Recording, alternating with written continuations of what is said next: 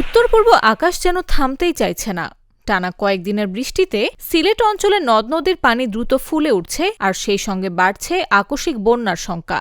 কখন ঘরে পানি ঢুকে পড়ে, হাওরের বুক জুড়ে এমন আতঙ্ক নিয়ে দিন কাটাচ্ছেন অসহায় মানুষজন।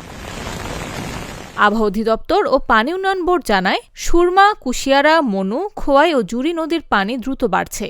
Lily ultra soft serum gel, যা গভীর থেকে স্কিনে দেয় 3 গুণ সিরাম হাইড্রেশন। সিরাম জেল হাইড্রেশনে ব্রাইট থাকো সব সিজনে।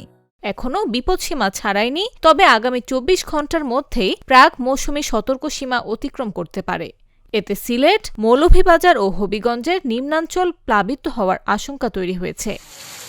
শ্রীমঙ্গলে একদিনে রেকর্ড হয়েছে 146 মিলিমিটার বৃষ্টি, সিলেটে 127.2 মিলিমিটার।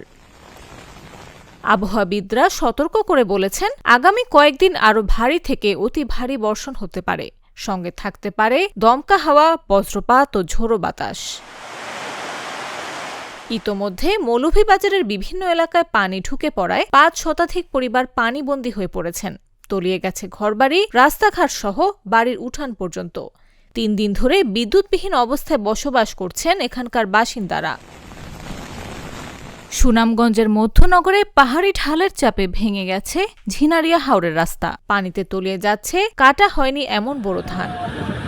প্রকৃতি যখন রুদ্র রূপ নেয়, তখন সবচেয়ে আগে ভাঙে গরিব মানুষের স্বপ্ন।